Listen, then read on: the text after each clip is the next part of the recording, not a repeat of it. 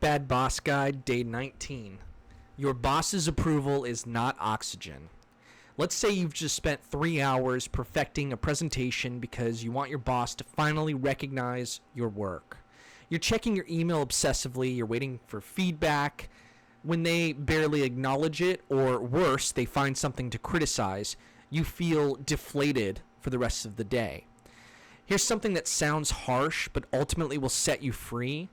You are addicted to your bad boss's approval, and that addiction is destroying you.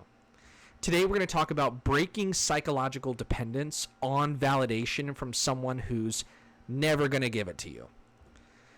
Why do we even crave approval? We have to understand why it happens. It's not your fault that you want approval from an authority figure. Humans are wired to seek validation from authority figures. It goes back to childhood when approval from parents literally meant that you were safe and that you were going to have survival. Your brain learned early that getting a positive response from the person in charge meant that you were secure and then you could feel safe. That programming doesn't just disappear when you become an adult. Your boss occupies a similar psychological space as a parent or a teacher. They have power over your security, your advancement, and your daily experience. So your brain keeps running the same program, trying to get approval from the authority figure so that you can feel safe. The problem with all this is that it makes sense with a good boss who gives fair feedback and recognizes solid work. Positive reinforcement. If you have a boss that doesn't give any positive reinforcement, that's what we're talking about here. I used to have one of those, just a boss that only gives negative reinforcement. And I would tell him, hey, occasionally, sometimes you have to recognize my good work. Otherwise, I don't feel good. And after a few years of that, I finally told him to shove it. So that's why I'm creating this series. And I hope that I can help other people with similar bad boss tactics. With a bad boss, you're stuck in a loop where you keep performing from someone who either can't or won't give you the validation that you're seeking. Maybe they're too insecure to praise anyone else. Maybe they're a narcissist. Narcissists only worry about themselves and how they look, and they will destroy other people to make themselves look better. You cannot reason with narcissists. You have to identify it, and then you have to move away from it and not give narcissists your energy. Perhaps your bad boss is emotionally unavailable. Maybe they are deliberately withholding approval as a control tactic. Whatever the reason is, you're trying to get water from an empty well, and you're getting more and more desperate with each attempt. The approval trap. What makes this so insidious is the less approval you get, the more you crave it, the more you're willing to sacrifice to try and earn it. You can start working longer hours, you start taking on extra projects, you start going above and beyond your job description. You're not doing this because you love the work, you're doing it because you're chasing that hit of validation that never comes. And every time you don't get it, instead of realizing that the system is broken, you just think that you haven't done enough. So you keep trying harder. This is called intermittent reinforcement, and it's the same psychological mechanism that makes slot machines so addictive. If you got nothing every single time, you would stop trying. But because you occasionally get a tiny crumb of acknowledgement, just enough to keep the hope alive, you stay hooked. Your bad boss might give you one piece of vague positive feedback every few months, and your brain latches onto that like it's proof that if you just keep trying, you'll eventually get consistent recognition, but you won't. That crumb was just enough to keep you performing. If you think about this for a second, you are structuring your self-worth and your work output around trying to get approval from someone who's already shown you that they are either incapable of giving it or unwilling to give it. You are letting your opinion of you matter more, or you're letting the opinion of them matter more than your opinion of yourself. You're giving them power over your internal state that they haven't and that they don't deserve.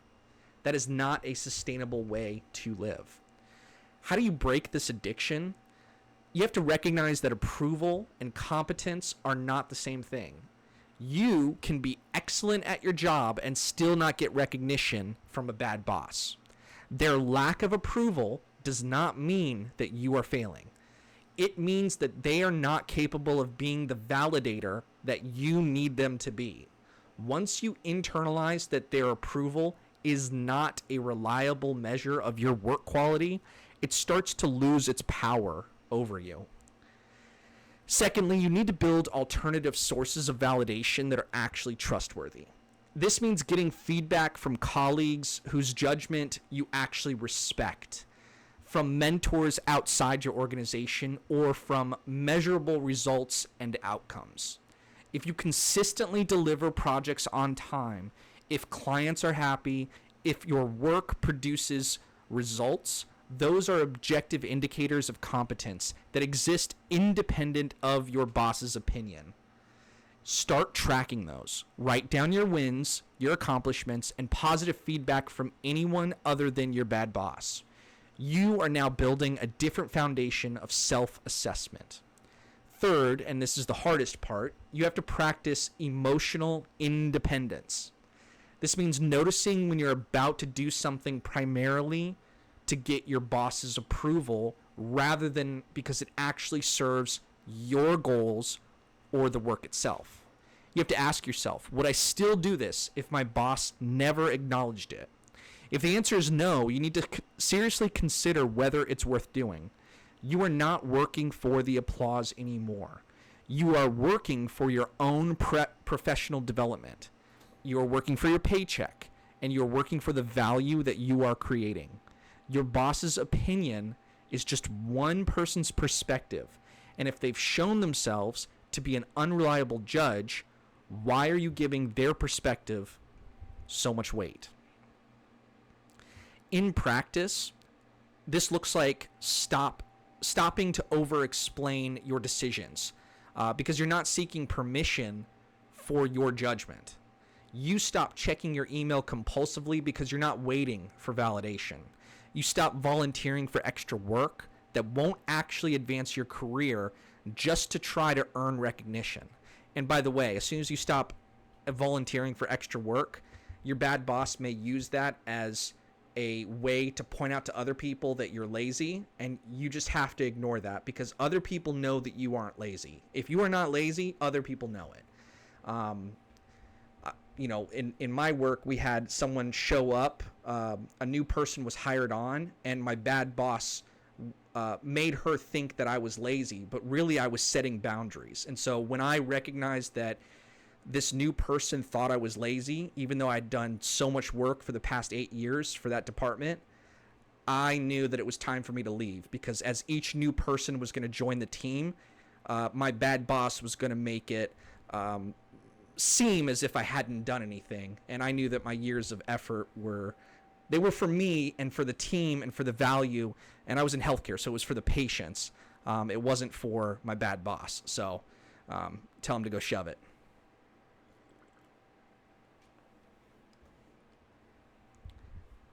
You start making choices based on what's good for you, your skills development, and your future, rather than what might finally get you noticed.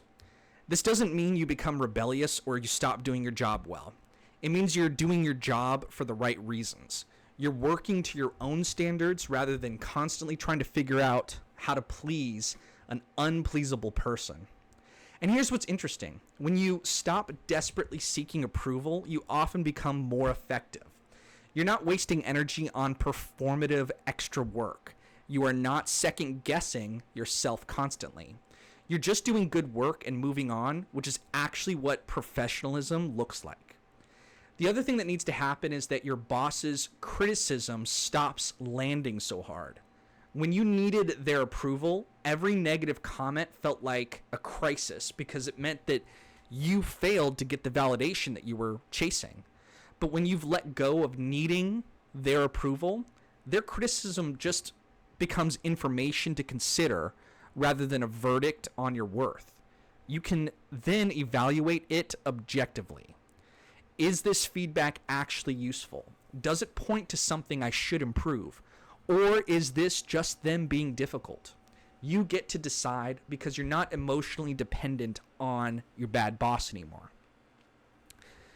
Your boss's approval is not oxygen. You will not die without it, even though sometimes it feels that way.